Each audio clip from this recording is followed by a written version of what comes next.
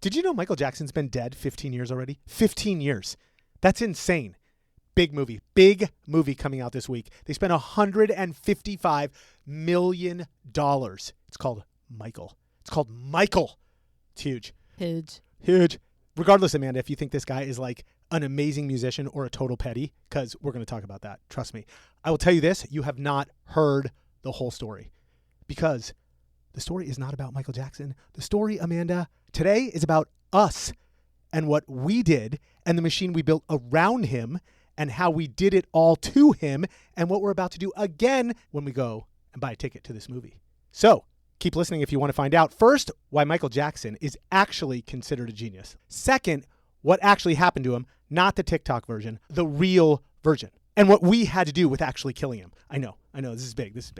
And third, sort of bonus, when everybody's like watching the movie and talking about it, you could drop all the important, sophisticated shit because you'll know all the background because you listen to the podcast. So on that note, welcome back to Sort of Sophisticated. I'm Pete, and with me as always is Amanda. Hello, Amanda. Hello. Was that good? It was good. Did we like there hook them? Do you think we hooked everybody in? I mean, we are going all out different for this 100th episode. We did it. We got to 100 episodes. Did you ever think you would have to deal with me for 2 friggin' years?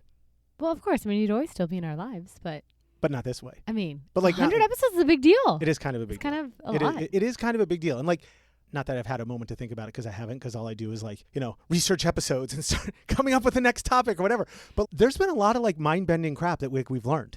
Yeah. That I had some view on something, then I did research, then I came in the room, then we sat and did the podcast. And I'm like, I don't know about this. This is kind of cool. So regardless if listeners enjoy the perspective, I certainly am getting something out of it because I feel like I'm kind of less, Maybe you're making friends because you're so cultured is? and curious. You think so? Yeah. Maybe I'm just more chatty in grocery store lines. Maybe that too. I don't know.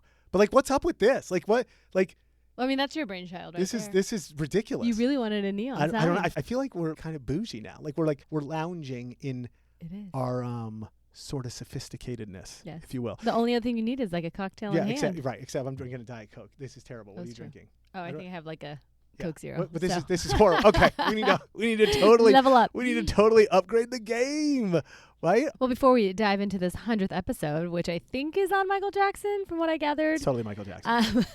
Mama say, Mama sa, Mama kusa. Let's go.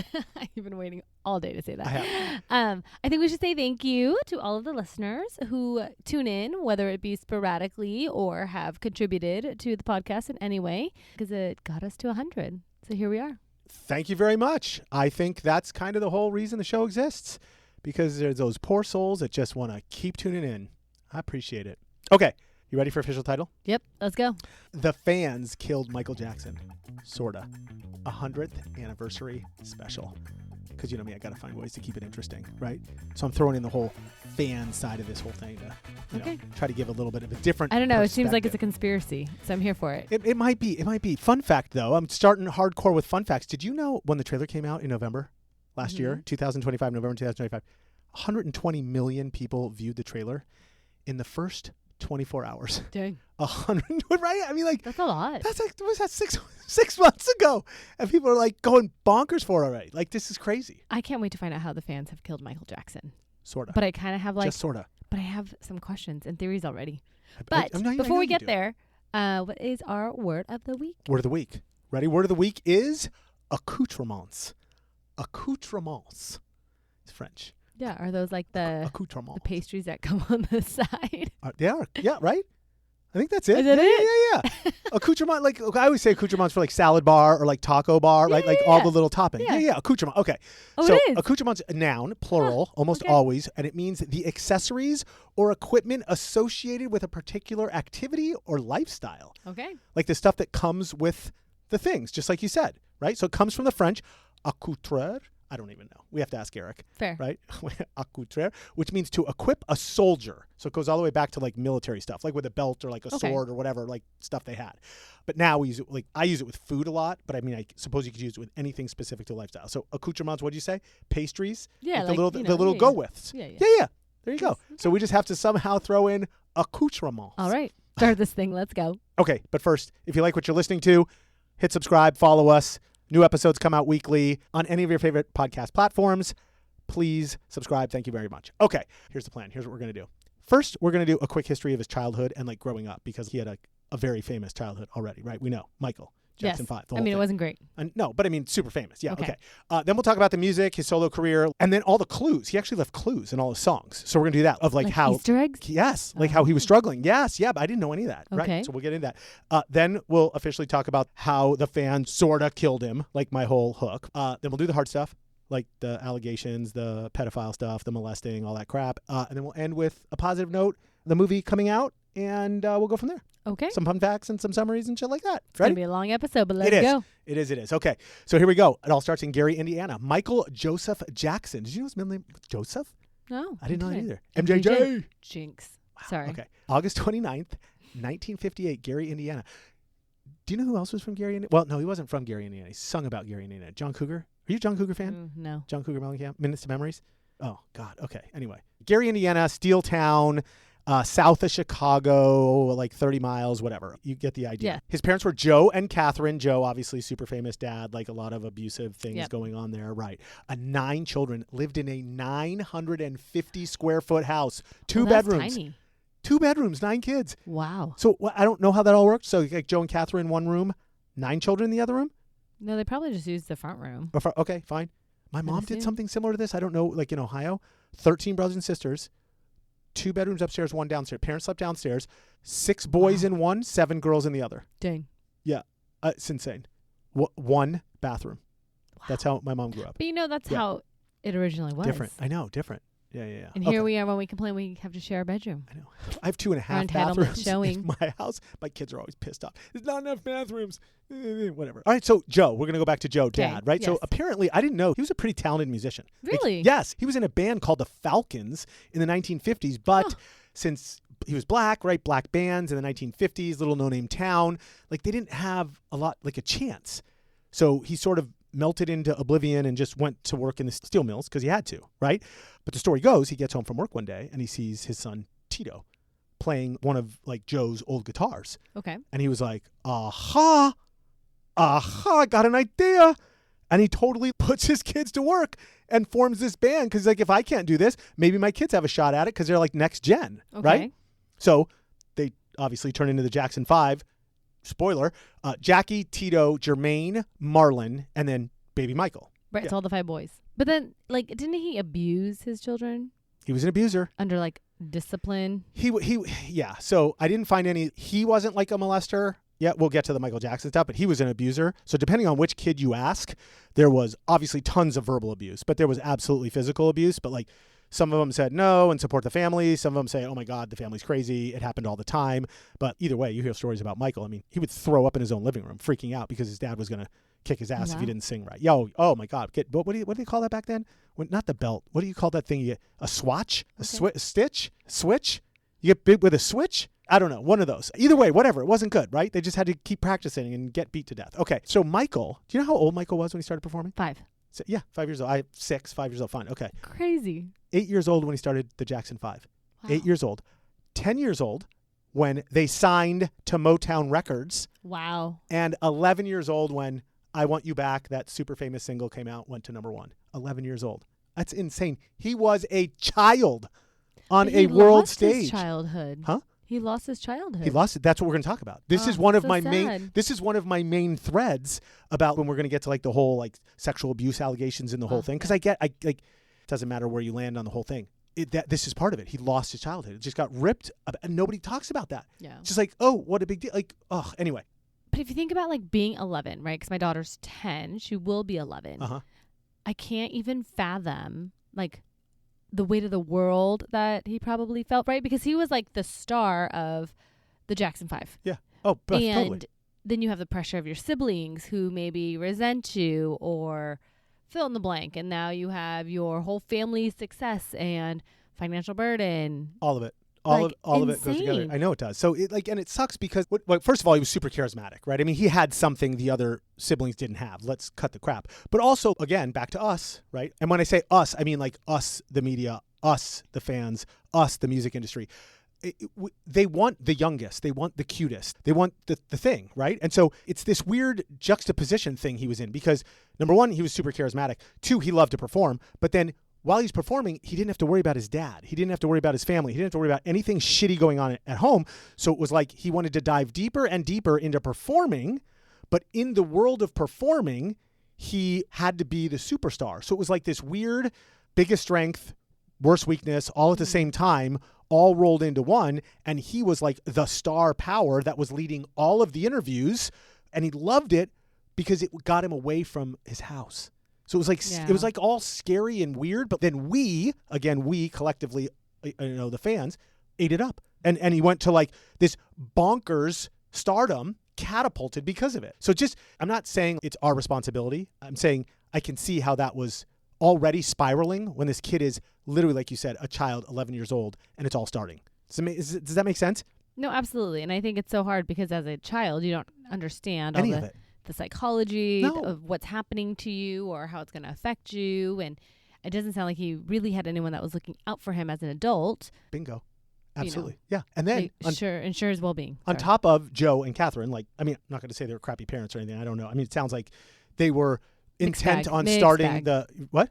A mixed bag. Yeah. But then you have Motown, because now you do have the music industry who grabbed a hold of this like tiger by the tail. And that's like, it is a money-making machine, scheduling everything they did, where they ate, where they slept, where they shit, everywhere they went, everything they did, which ultimately, not hard to figure out, is what's going to lead to Michael Jackson going solo. Yeah. Motown owned the Jackson 5. I mean, flat out owned the Jackson 5. And like you said, he was like 10 years old when this was all going on. And so he was just a kid that didn't understand it all, right? Right. But in some ways that then psychologically stunt him.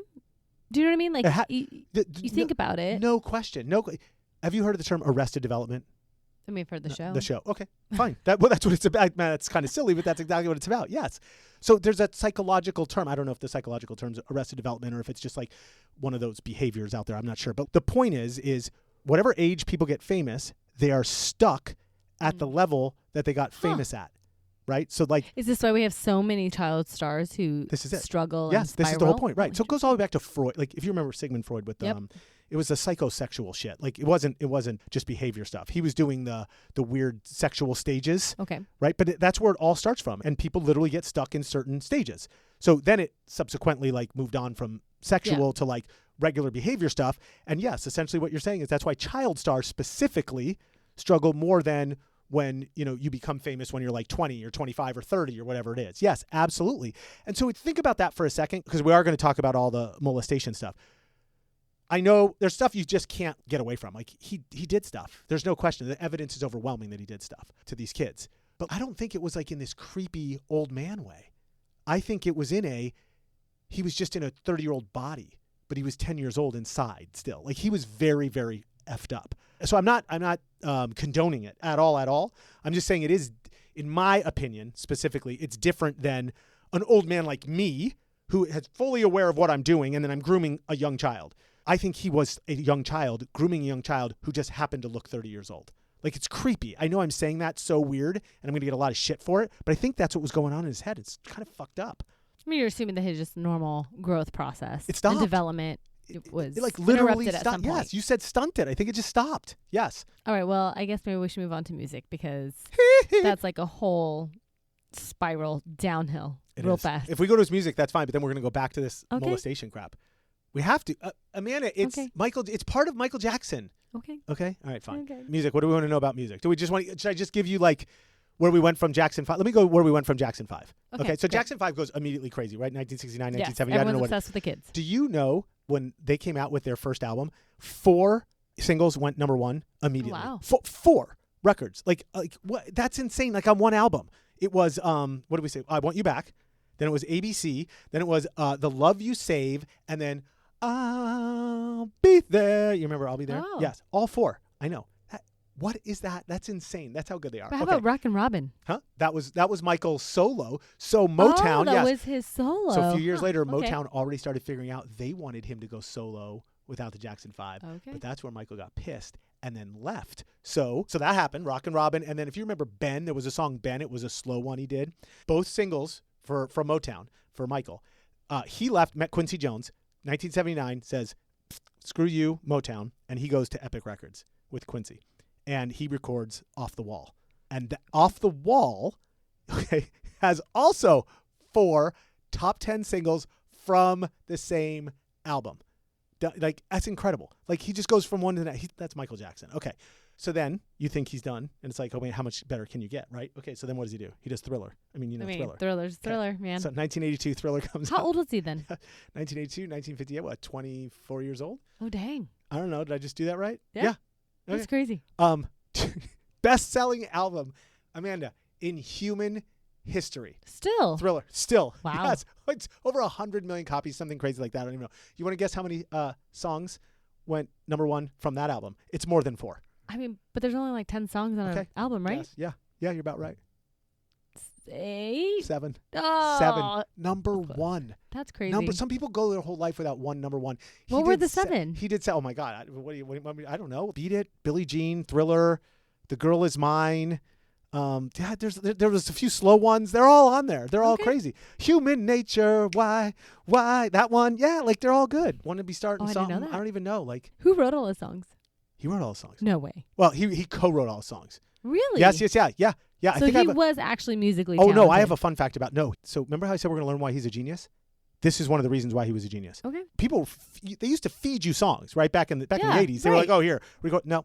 He either wrote or co-wrote every friggin' song. Crazy. Yes. And then think of the music video. Do you remember the music video? Yes. I mean, Thriller. That was like the big thing. 14 minutes long.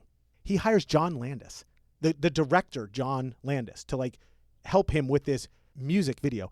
Do you know it's credited? I totally did not know this when I was going down the rabbit holes. It's credited with saving MTV. MTV was almost going to go off the air because MTV came out in 1981 or whatever. So this is 1983, 1984, and it wasn't really catching on. And people say that is the single reason it recatapulted MTV's whole freaking career. Okay, so after that he does Bad in 1987, Man in the Mirror, Dirty Diana. He's got the song Bad. He's got right. So the whole 80s. He's considered literally the most creative artist on the planet in any genre, hands down. And then didn't he also if I remember correctly from our Super Bowl episode, where the whole halftime show was basically yeah, I think that was brought to 92, 93, right? So he brought right. Think about all the good stuff he did. And again, I'm going to argue through this whole thing, he was 11 years old in his adult body. Yes, in this adult body. That's why he got all weird and wanted to change his look and oh my God, I feel so bad. Whatever. Okay, so let's go back for a second then. Okay, so you're talking about Super Bowl, but then he still did the moonwalk. So after Thriller, he goes on stage and just starts doing that kind of crap. But did he come up with the moonwalk? He did not come up with the moonwalk. Oh. Did you know that? No. I didn't know. I thought he totally came up with the moonwalk it was his. No, so it's one of those things where he just took something and then made it obsessive and 10 times better. No, I guess it's credited to some guy named Jeffrey Daniel who did it on a show a year before, and Michael Jackson, I don't know, saw it VHS, and copied it? Yeah, copied it and then took it from there. So it goes all the way back to a guy named Marcel Marceau and James Brown. So I think it's a mix of James Brown, Crazy Leg James Brown, he was super awesome dancer, and Marcel Marceau was a mime guy, and I guess somewhere in that the beginnings of the moonwalk came.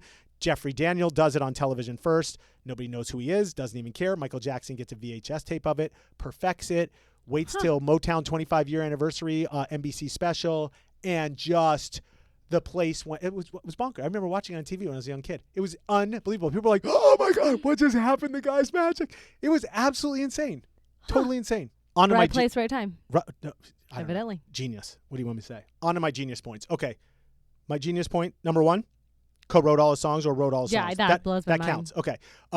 2, he would make up the songs in his head before he would get into the studio. He had the little recorder. And so he would hum every instrument separately into this recorder before he would walk into the studio. Then he would give it to the producers and they would have all 6 parts already completed. And then they would hire musicians. Then they would go ahead and record songs. So he had everything figured out. It wasn't like he had some co-collaboration with some bass guitarist. That's crazy. He did it all by himself. All in his brain. The parts, yes. Okay, and then with dancing, like I said, so he studied crazy. So not just the moonwalk, this guy Jeffrey Daniel, but he would do James Brown, all the people before him, and come up with all these other little tweaks, obsess over this stuff, hours and hours and hours in his room, all by himself, making sure that no one saw him until he perfected it. So you would argue genius, but you would also argue like perfectionist. Yeah, I mean. perfectionist, OCD like Yeah. crazy, right? And then I would say the biggest one by far is his ability, like storytelling.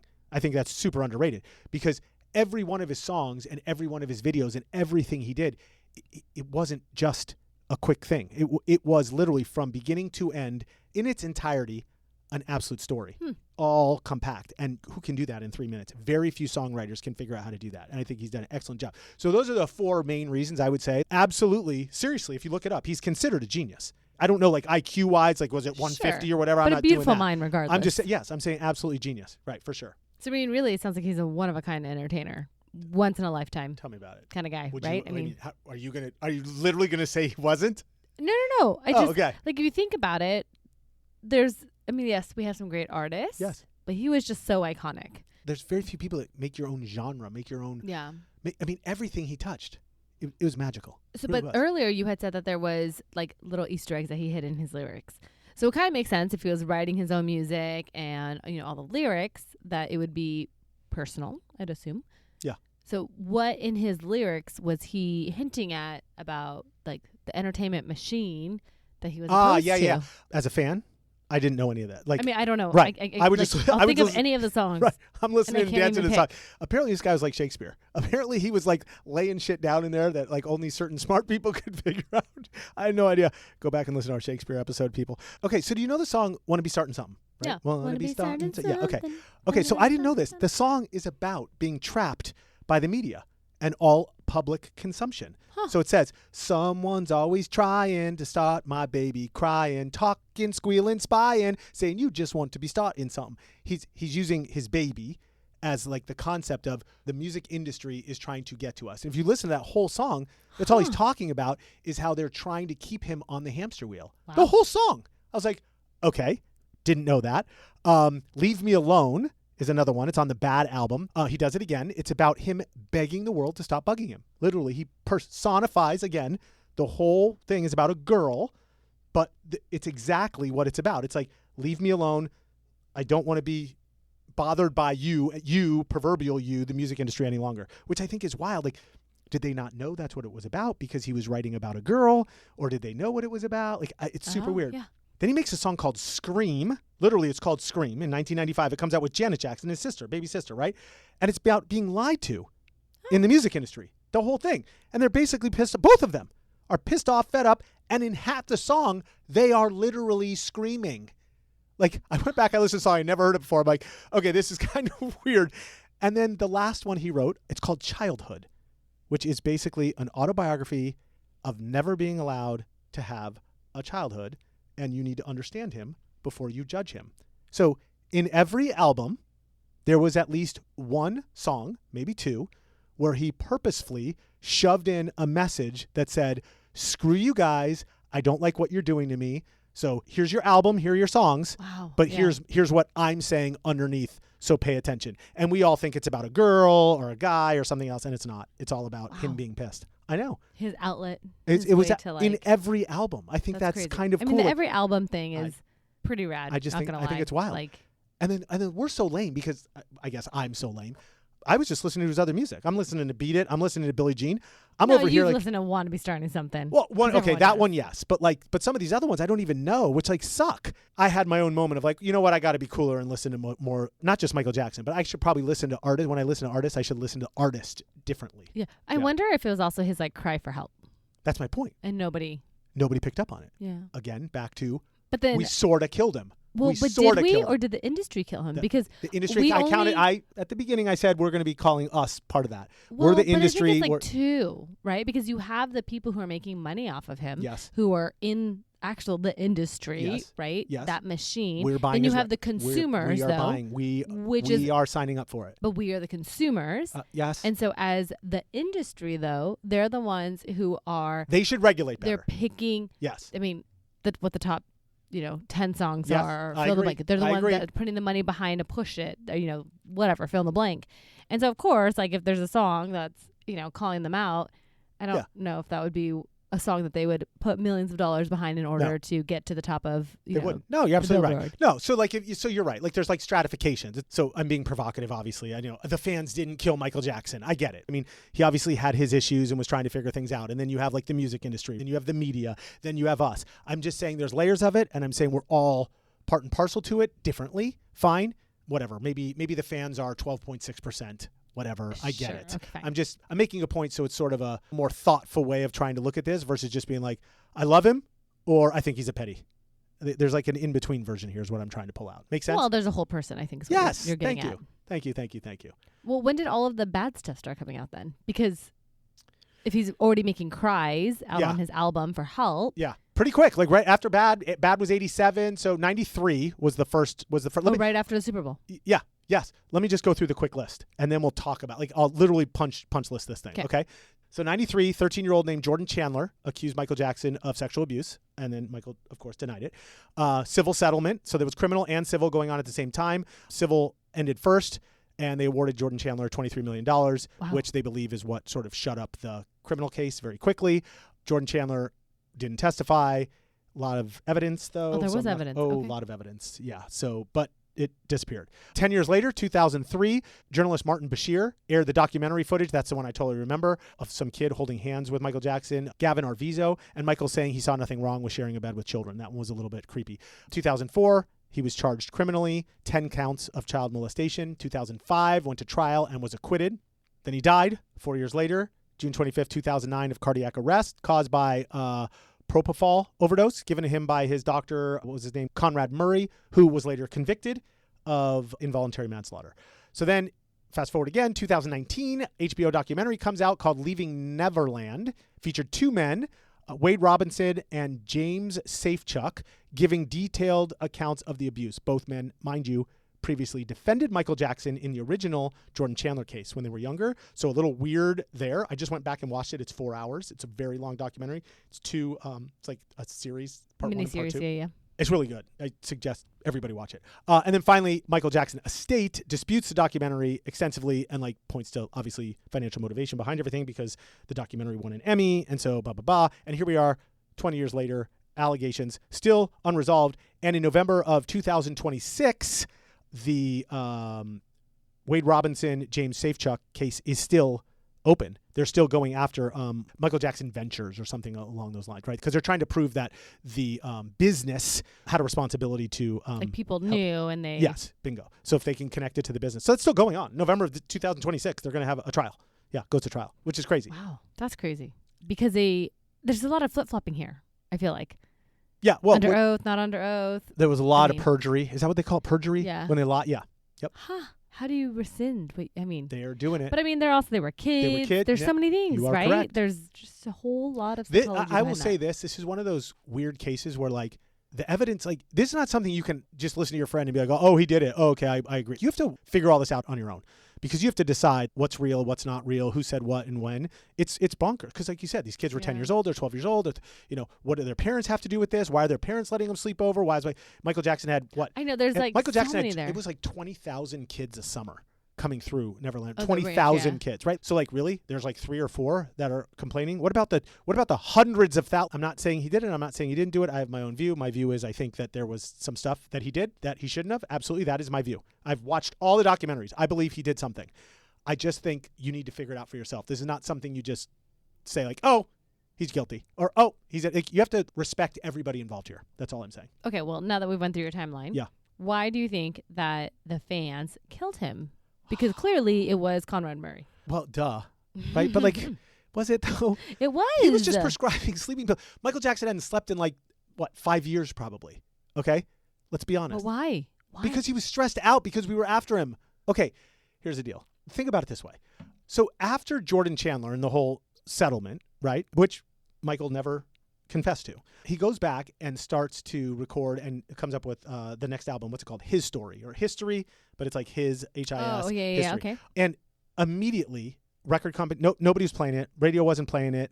Nobody's paying any attention. It sold a quarter of the amount of albums that Thriller did. I think it sold something like 40% of like what Bad did. It was terrible. So they stopped playing him on MTV. Like everything just started to take an absolute shit because people started seeing him as way too polarizing. So my argument is the same machine that made him so big decided after these allegations, mind you, at this time, this was just one kid, Jordan. This wasn't all the other parts. This was only in 1993. They immediately passed a sentence, convicted him, and said, you're no longer important to us. And us fans went along with that and said, dun, dun, dun. So his spiral down into depression, isolation, right? Like removing himself. I mean, at this point now, anybody who's following him around, they're not following him around for his music. They're following him around because they want pictures of paparazzi pictures of who he's with and what's going on. Like, so you can understand, again, if I sort of get in his head. He's a 10-year-old kid. He thinks he's famous. He's not anymore. World is crushing around him. He has no money anymore. He's trying to make a comeback. Nobody gives two shits about his comeback anymore.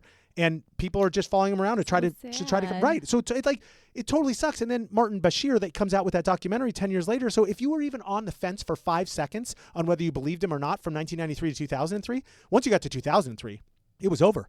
And then if you remember the trial, there was one part of the trial. He shows up in his pajamas. I don't know if it was an umbrella. It was raining. He's in his pajamas. Yeah. He was obviously by that time, like he wasn't sleeping. He was a freak by that time. He had no money. Neverland Ranch is like going bankrupt, basically. He's trying to make a comeback. Do you remember he was making a movie called This Is Me or something? Yep. Like he was trying to make a comeback to her, make money. And he was an absolute train wreck. So I'm suggesting you are right, like, you know, music industry, media, and then fans. But my Jedi mind trick here is fans subscribed, fans unsubscribed. And as a result of that, you had the fanatic crazy fans who, no matter what, were defending him. And then you had everybody else saying he's a pedophile. And anywhere he turned, nobody gave two shits about his music anymore. That is the thing I would argue made him on sleeping pills. And then Conrad Murray just turned up the sleeping pills. I just feel like that as a consumer, and maybe it's just, I mean, it's not just America, right? It's every, I think, country and culture where they have celebrities and idols, fill in the blank, right? Yeah. That we put these people on pedestals. Right. But the minute that they're crashing or having, you know, some sort of mental breakdown, mental episode, you know, hadn't healed from their trauma, so easy to be like baby out with the bathwater. I agree. I think that's like the one thread that I'm trying to like say. So like, hey, what are we going to do different about it? Like to the next one. Like, look, I always tell my kids, don't subscribe to that. Don't subscribe. But at the end of the day, like there is a responsibility to something. So not that we could do anything though. I mean, we're just like peons. But I would say this. So I do this a lot with like sports because I'm a big sports guy. So when I was younger, I got into this completely, like whoever it was. Oh, Michael Jordan, Magic Johnson. Oh, and then Magic Johnson got AIDS. Oh my God. Like all the things. Now I try to separate the athlete and his athletic prowess and how awesome he is from his humanness. So I appreciate the athleticism and that skill only, and I don't participate in anything else, good or bad. And what I say, I mean, I would say I put my money where my mouth is. If you ask me, hey, well, do you want to go to Laker games all the time? No, I don't. Do I want to watch Luka play like on TV? Sure, I'll do that. But I'm gonna stop short of subscribing to the man or the system.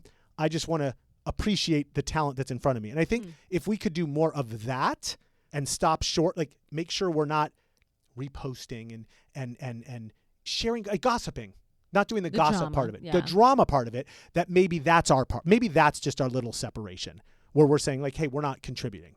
And then we can feel better about it. Does that make sense? Well, maybe we'll cut down on the need for paparazzi and right. You know, that's what I'm getting gossip at. mags like, and the thing that sucks here is like, I mean, he was an abused kid. He was like 6 years old. He didn't have a childhood. He never really probably had friends. Everybody always wanted something from him. His dad was beating him. And I'm not saying his dad molested him. But so I think back. I think it was Jordan, Gavin, Wade, James. Those four for sure. I think all their allegations are real. And I believe him. I believe all four of them. I also think Michael Jackson was not me, some gross man like who could figure this out and manipulate them. I think he was literally sitting next to them at their same emotional age level, and it was like two boys in a room together, not an adult and a kid in a room together, which is a very uncomfortable way to hold this. I get it, and people probably think I'm crazy, but I'm saying both things could be true at the same time. I understand legally he's a petty. I get it. but I'm also saying like, oh my God, like where in the fuck is the help that this man should have had? Well, like you were saying earlier, Motown was sucking from him. Epic Records was sucking from him. His dad was sucking from it. His estate was sucking from him. And all of these parents, where were all of these parents of all of these children who were letting them go there and sleep over and drink Jesus juice and, wacko jacko? Like, what the hell are you doing? What the fuck? But they're that responsible. Is the system, though. That's my point. Wanting to buy in and be a part of, this celebrity facade. Yes. Want to go to Neverland, want to participate, want to. Right. Want to be want to be around him. Want to be around him until he's crazy and he's wacko and, oh my God, now kill him. But then I think that's like a cultural thing. It is. Right? We have to stop it, Amanda. We have to stop it. That's the whole argument here. You got it. As we're talking about like being able to hold two things at once, does the movie go into this? Like, what is the movie about? The movie's about Michael. Well, duh.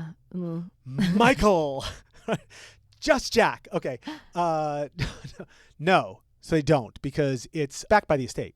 So like this is This is Michael in his pure form. I mean, this is like, is this the estate trying to make more money off his legacy? I can't pass judge. I don't know that. Okay. I'm almost arguing it's back to the media and back to the music industry and back to us.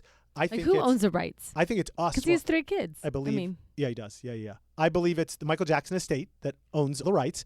But I'd say we wanted to do something to make us all feel good, that we left his legacy intact in a good way, and we could all feel good about ourselves collectively, and we could go watch a fun movie. But so is it also like maybe a clapback to the documentary that came out? So they already did clap back. They had their own. No, but I know like they clap. I mean, they. Oh, got it. Right.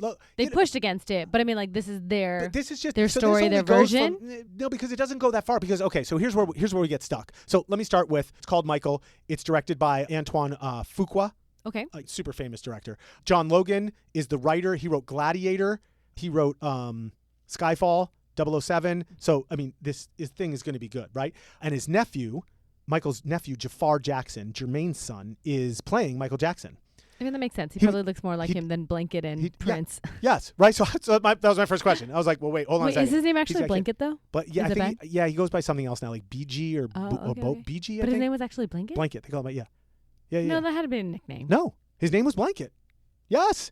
Look him up. Yes, absolutely. No way. Yes, totally. Oh my God.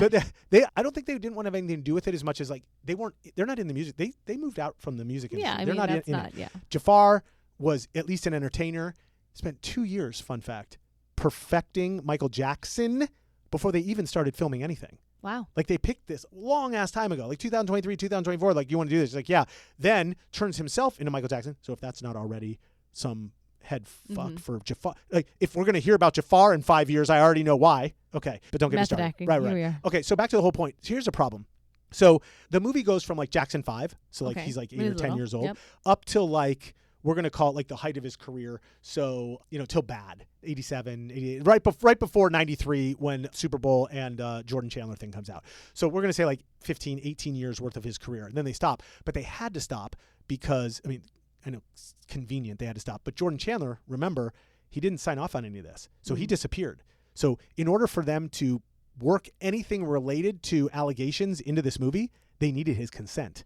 He will not give consent. He is not involved. He has zero to do with any of this. Never showed up again after 1993. Okay. Like just disappeared, like all out. So like they couldn't legally do something. I guess they could have tried to work around it and not name names and all, but I think it would have whitewashed the whole thing. So they didn't do anything like that. And my argument also is by doing that, they kept it PG-13. And PG-13 is way better than rated R because PG-13 is going to make them a lot more money. Yeah. And like back to your point of sort of like, is this a clapback? This is a perfect way of us celebrating all of the good parts of Michael Jackson. And I know there's still bad shit, but like it's a way for us to feel good about ourselves. And when we lay down at night and we don't have to worry about anything anymore because we're just saying, oh my God, look at this great movie, right? Like, so as we're watching this new movie, I think it's maybe important to, you said it earlier about just how you separate the athlete from the human side. Yeah. But like for anybody, I mean, let's just take the music industry because we're talking about it, right? Yeah. You have all of these celebrities, Britney Spears. I mean, kind of comes to mind, right? Train wreck. You've had Amanda Bynes, who was, I mean, she was in the music industry, but she was on television. Maybe she dabbled in music. I mean, we consume so much and no one ever takes a moment to even think about the fact that these people are human and that with us, I mean, we all have trauma. Like, think about their trauma. Think about what they're going through. And unless there's healthy people who aren't trying to exploit them for money, for stardom, for what they can one up or fill in the blank. But how do we stop that? Yeah, I like with us, it's easy. Like, we don't have our lives on display, so it's like it's easy for us. If we're melting down, you have Trent, I have my kids, whatever. Like, we have safe places to go. Number one, these people don't have safe places. If they did, they would have used them. So it's this weird. It's this weird sort of two sides, because on the one hand, they are choosing to put their brokenness, I think of Britney Spears, on display. I mean, you see her on TikTok. It's insane what she's doing, right? So there's obviously something off there. But how is there not somebody who cares enough to be like, hey, I'm going to take your phone away from you? Right, we should. So the only thing that we as fans can do then, those are the ones where we just swipe past. We don't subscribe. We don't forward. We don't comment, because she's unable to separate the musician from the human. So we have to help because she doesn't have her person. I think our job is to do the separation for her, and only when there is a album or something good to promote do we forward to our friends. And if there's something bad, we simply ignore. And I don't mean ignore like screw them. I literally mean help them help themselves. And it's so easy for us not to do that because we're hiding behind our phones. Yeah. So it's so easy for us to be like, oh, send. Did you see this? Amanda, look what's going on. It's like, bullshit. Don't bother. Be one part. It's the same thing as recycling. You know what I mean? Where we're like, pick up the thing or do the thing. Nobody knows what you're doing in your own house as far as recycling goes. When we did our whole episode on Earth Day, it's the same thing. Do one little thing. This is our one little thing to help these people. Be a better person. Be a better person. Yes. Just be a better person. That's it. Let's go. Don't subscribe. The content package. Someone's very passionate about this. I am. It's my boy. My boy, Michael. We kind of like spiraled down here and it got real deep real quick. We did. What fun facts you got for us? Oh, I got fun facts. I got so many fun facts about Michael Jackson. Here we go. Okay, number one, Thriller. Thriller? Of course. How can we not start fun facts with Thriller? Thriller was almost not released as a single. Didn't even make it on the album. The Really? Title track. The album is called Thriller. Yes, I guess when Michael Jackson and Quincy Jones were like figuring all this out with the Epic record people, they said it was too scary. It was like a horror movie. And they were like, we don't think this is good and people won't like this. So I'm super glad that someone at Epic overruled them and put it on the album, because it went viral and at the time. Pretty much is the number one best-selling album in the world. Super fun fact. The Thriller music video alone is estimated to have sold an extra 10 million copies of the album. Just when that video came out, people were like, I don't even know who this guy is, whatever, but I'm going to go buy the whole album. Yeah, I know, it's crazy. Isn't it also crazy to think like one person could have had the power to stop that, to kibosh the whole thing? I know. Just it's like crazy. that. Yeah. No, they tried to do it with Queen, too, if you remember Bohemian Rhapsody. Yep. Yeah, same thing. Okay. Number two. So remember how I said he was obsessive and crazy, like about like humming and learning all the parts of all the songs? Okay. So we did the same thing with Thriller. Okay, back on Thriller, the music video. So he was so committed to that whole zombie choreography, that like people memorize and look at TikTok, right? So first of all, he hires some guy named Michael Peters, Broadway choreographer, to do this with him, to co-choreograph. He learned every single extra person's zombie movements in the whole thing. Every one of them. Like all 100 people in the background that were like doing different things, he learned them all. So when they were on set and they were practicing, if he saw that one of them did something wrong, he went over and corrected them, of course, in a polite Michael way. I think that is insane. That is the genius. Yeah. Also the OCD, crazy, like schizo, whatever things you want to say, like every single part of all 100 zombies. I thought that one was wild. Okay, number three, Michael Jackson holds the Guinness Book of World Record for most charities supported by a single musician. Huh. Most charities, yes. During his lifetime, he either donated or supported to at least 40 different charities. After he caught fire, you remember when he caught fire, his hair caught fire from like the Pepsi commercial? Right. He donated $1.5 million to the Brotman Hospital in California to build a children's wing for their burn unit. Wow. He gets caught on fire, says, you know what, I'm going to build a children's wing for victims. That's crazy. He also co-wrote and sang We Are the World with his buddy Lionel Richie, which raised $63 million for African famine in 1985. $63 million in 1985 money. That's a lot. Thank you. And sad thing, here he's given to all these different charities.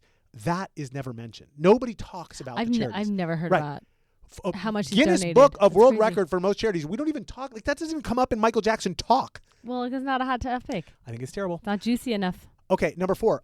This Is It, that comeback tour he was going to do that we were talking about right before he died. He was turning 50 years old. and he was going to do 50 shows at the O2 Arena in London in 2009. He sold out 750,000 tickets in under 4 hours. That's insane. Yes. And this was like right when he died. The world was deciding what they thought of Michael Jackson during that time, and still 750,000 people bought tickets and were like, I'm back in, which I think is pretty awesome. But it was so sad because he died 17 days into rehearsing that thing, which is like, oh my God. So he never got to experience the whole thing. Did they like finish the album? They did. They finished AI the whole like generated. Yes, yeah, did the whole thing. And I was like, whatever. But it's like kind of sad. Like here he was going to try to really do something. Okay. Sorry. Propofol. Okay. And finally, when Michael Jackson died on June 25th, 2009, he broke the internet. Of course he did, right? Google thought it was under cyber attack because the search volume for Michael Jackson was so huge and so unprecedented that their systems did not process it. Twitter crashed, the whole internet architecture, and how information moves online was stress tested by Michael Jackson dying, crazy. Amanda. That's insane. That is not just a pop star. That is a force of nature. That's my icon. That's my petty icon. Michael Jackson. That's all I got. Fun facts. How can you say petty icon? That's terrible that I say that. Like, he's a pedophile and my icon? I can't do that, right? And isn't it pedo, not petty? Pedophile, petty. Okay, that's all I got. Fun facts out. That was a lot. I know it was a lot. This whole episode is just a lot. Here we are. But basically, we almost didn't have Thriller. We didn't. The fact that Michael Jackson gave to the most charities out of anyone in the world. That's insane. Yeah, I know. Most money, most charities. That's insane. Right. His nephew is becoming him for this movie, or has become him. We got to do a whole episode on that by itself, right? Well, we're going to have to go back and figure this out. Dang. Yeah. And then the internet broke. Right? So there. Who knew? Right. Who knew you could break this the guy's internet? insane, right? Broke it. Broke it. Just like that. Well, if anybody wants to experience more stuff, learn more about Michael Jackson, or now just like their interest is piqued and you wanted to, do your own research, where do you suggest we start? First, if you guys want fun facts or the summary at the end that we always put together, and you want it delivered to your inbox, DM us on Instagram. We'll send it to you right away. Thank you so much for supporting us. Amanda, first I'd say go just buy the album Off the Wall or listen to the album Off the Wall because it's insane. Put it on when you're making dinner. I don't even care. Just anything you can because this is the most iconic Michael Jackson. 20 years old, just broke free of Motown Records. He's out on his own, finds Quincy Jones. It's pure joy. I mean, it is pure joy listening to that album. 10 out of 10. Okay. Second, I think I said it 100 times. Just please do your own research on allegations. Read everything. Figure out what you want to believe in. You need both sides. Watch Leaving Neverland. You can find it on, it's like streaming on DirecTV. Watch the response to Finding Neverland called Square One. Just make your own view. Don't let anybody else decide for you. You can't do a pick a side thing here. Like, everybody deserves respect in this case. It's totally contested. Here we are. Just please do all that. And then last, like Amanda said, go see the movie. But go see the movie understanding why you're going to see the movie. Don't go see the movie and just be like, oh, I feel good now because Michael Jackson was awesome. Do a little research first and then go see the movie because it's more respectful to the victims and it's more respectful to Michael. Even though the movie's not about the victims, I'm saying it's more respectful because you decided to spend your money anyway and go appreciate good art. That's what I would say. And then if you don't want to do any of those things, just remember these details to seem sort of sophisticated. Number one, Michael Jackson grew up in a 2-room house in Gary, Indiana, performing professionally before he understood what performing professionally even meant. The machine that eventually consumed him, the label executives, the screaming crowds, the father who ran rehearsals, started assembling around him when he was just 8 years old. He was 11 when I Want You Back hit number one. He spent no meaningful part of his childhood living like a child, and audiences who loved him were part of the machine from the beginning, like it or not. Number two, Thriller is the best-selling album in human history. The creative run from Off the Wall all the way through Bad is one of the most dominant stretches any artist has ever had in any genre ever. He restructured popular music videos as a medium, and racial gatekeeping on mainstream radio. He also spent his entire career broadcasting distress signals like we were talking about inside his music. Songs about being trapped, being lied to, being consumed, and the audience received them as entertainment and just wanted more, like it or not. The allegations against him were never resolved in a way that satisfies everyone and probably won't be. He was acquitted criminally. The civil settlement was not an admission of guilt. The 2019 documentary is contested. Reasonable people looking at the same evidence reach different conclusions on this one. Holding that ambiguity is very uncomfortable. That's what we were trying to show today. But it's also the only honest position you could take, like it or not. And finally, his movie is going to be huge, like it or not. But the most important question, like we said earlier, isn't whether the film gets him right. It's what are we actually doing when we're buying our ticket? Do we believe we're watching because we actually want to learn something? Or are we watching because we just feel bad until the next, fill in the blank pop singer comes along? You get to decide. That's all I got. 100 episodes. Here we are. In the books. We went there. We did it. We started in a little house in Gary, Indiana, and ended up dealing with a way bigger question about what our own part in all of this really was. At the very least, we have to realize turning people into icons comes at a cost. No doubt his music was extraordinary, but the allegations were real and still unresolved. And you could argue his isolation was partly our doing. So was his death preventable? You can decide. This for sure is not a simple story. It is not. He was a child that the world decided it owned. He was an artist who told us he was not okay in song after song for 30 years. He was a human being whose strangeness we made into a punchline right up until we made it into a eulogy. And now we are making it into a movie. And maybe that's the best we can do. But at least it's worth knowing that's what we're doing. If we did our job today, you're walking away with something harder than an opinion. You're walking away with a question about what fame costs, about what audiences owe, about whether the machine has changed or whether we've just changed who's inside it. 100 episodes of asking uncomfortable questions. Thank you for being here for all of them. So hit subscribe, leave a review, share it with your friends. We would really appreciate it. Until next time, stay curious, stay honest, and remember, the most sophisticated thing you can do is hold two true things at once, even if one of them is about you.